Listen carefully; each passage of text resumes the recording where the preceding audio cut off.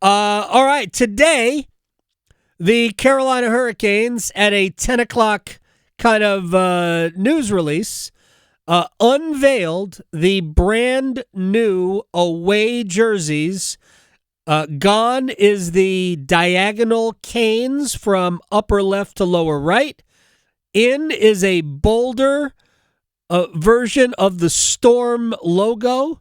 Matt Sutor, Vice President, Marketing of the Carolina Hurricanes, joins us on the Adam Gold Show. I just want to ask this first question, Matt. How long has this been in the works? Who is the designer of this jersey? Yeah, so we developed these about a year out. The NHL has pretty strict timelines on, when these need to be developed, when they need to be submitted, final artwork, and all that fun stuff. So we knew that we were going to unveil this for this season last summer. And the way the design process works is it depends jersey by jersey, honestly. We've done stuff internally. Sometimes we partner, now with Fanatics, in the past Adidas, before that Reebok. But, now that we're partners with Fanatics, they have a design team that they offer thoughts. So this one was done pretty much in-house, though. I think when we looked at this and the ability to do a new jersey, we knew what story we wanted to tell. We knew what path we wanted to go down. So this was an internal project. Fanatics did what they needed to do on the production side, but that was that. So we've been sitting on this design, for a year. We've got prototypes in the fall. So it's one of those things like, you could walk into someone's office, it's hanging on the back of the door, and that prototype's been hiding in plain sight for like 7, 8, 9 months. All right, so you still didn't give me like a name.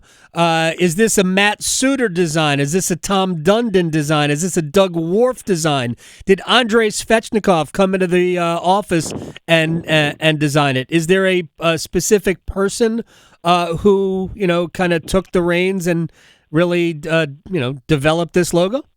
There's really not, and that's I'll tell you that it's not Svech. I'll tell you that. Okay.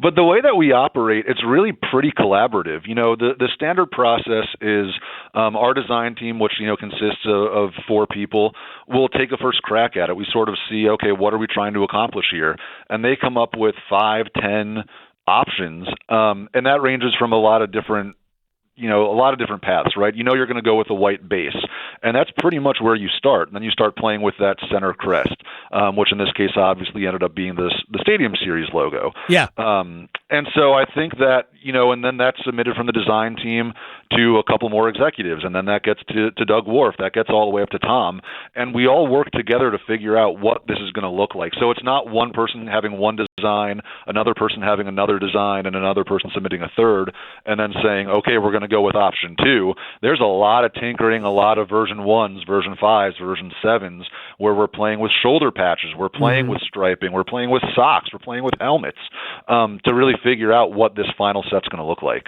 Matt Sutor, Vice President, Marketing, Carolina Hurricanes, is joining us on the Adam Gold Show. Here's the thing.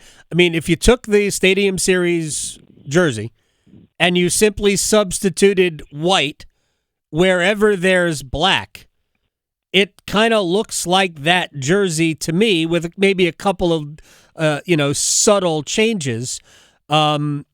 Is that was that the thrust behind it?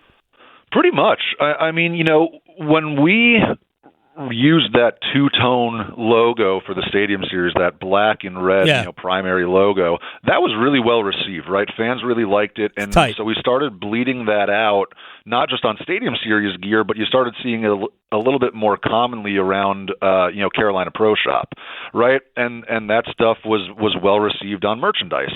And so I think when we look at the progression of our brand and the progression of our uniforms, and I think Victoria called it the seat belt, in terms of diagonal font. I dug the diagonal canes. I did too. So. Well, I think, you looked at it, but, that was more commonly associated with the Rangers, who have had the same uniform for 100 years. Penguins also had a version of that. The Penguins, exactly. And then even Tampa Bay had a Bolts version. Yep. Colorado has had one as well. Exactly. And I think that, we introduced that, but now it was time, okay, well, how are we going to modernize our brand, modernize our uniform set, just based on the fact that diagonal was a little bit, more of a throwback style when you compare it to how it had been used on jerseys before.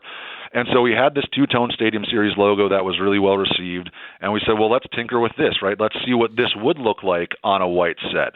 Let's see what the arms would look like. Let's see what the piping would look like. What do the pants look like? And talking about, how we developed the jersey concept designs, that's just sort of kept coming to the forefront. And so we settled pretty early that we wanted to use that mark on the front.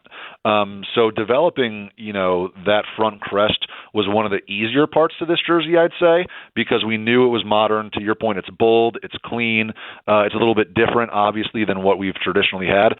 And then from there, it was just building out from the rest of the jersey, right? What color are the letters and numbers going to be? What ends up on the shoulders? What do the arms look like?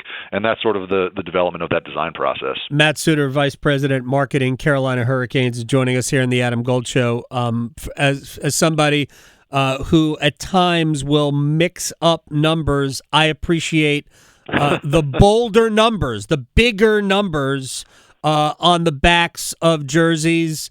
And honestly, I have a lot of questions, and we don't have a ton of time left. But I think that ultimately will help people like me. It's like, hey, was that William Carrier or was that Sean Walker? Although I can tell the difference between the two players, sometimes the numbers kind of blend together for me. You mentioned shoulder patches. The strutting Stormy, which a lot of people look at and say, oh, look, State's got a strutting wolf. I mean, I can see the similarity. I would also draw the similarity to the more menacing Ram at UNC. So it's not necessarily a state thing. It's a collegiate thing. Was there, I dig that logo, that mark. Was there any consideration given to making that the away crest? There was, but again, not much, because again, we knew from the jump that the Stadium Series mark was where we wanted to go. Okay.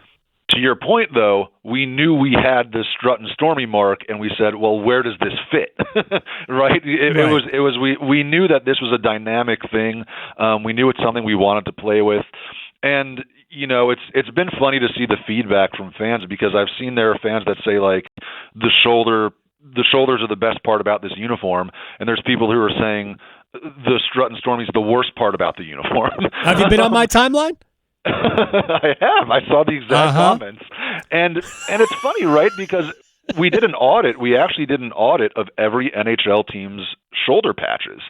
And what we saw was there's not a lot of creativity. There's not a lot of unique marks there.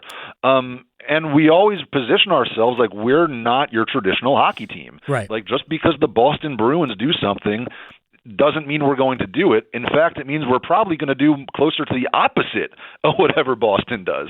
And so, that was not a really ever in the running seriously for the front chest, but we knew we wanted to incorporate it somehow, and the shoulder just made the most sense.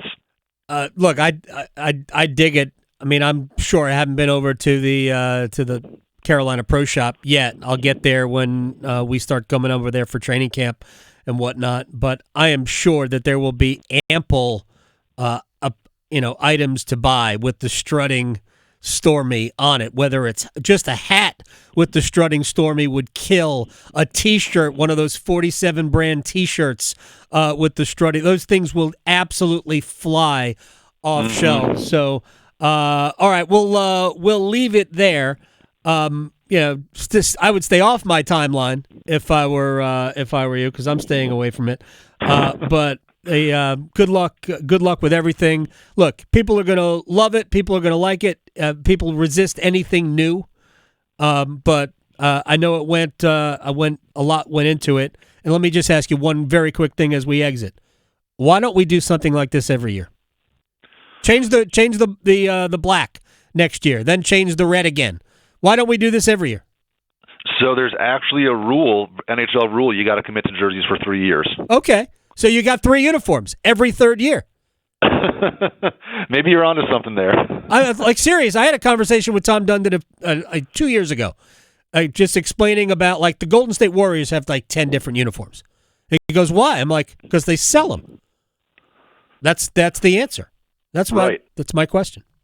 Right. Yeah, I think there's, and to your point about, European football and college sports, there's a reason that all these things come out frequently. It's teams, brands, et cetera, they're always just trying new things, see what sticks. And again, we're not Boston, we're not New York, we're not Toronto. We're going to operate differently. And ideally, our fans can understand why and can appreciate the fact that we don't operate like everybody else. Yeah, we're better than those other cities, Matt.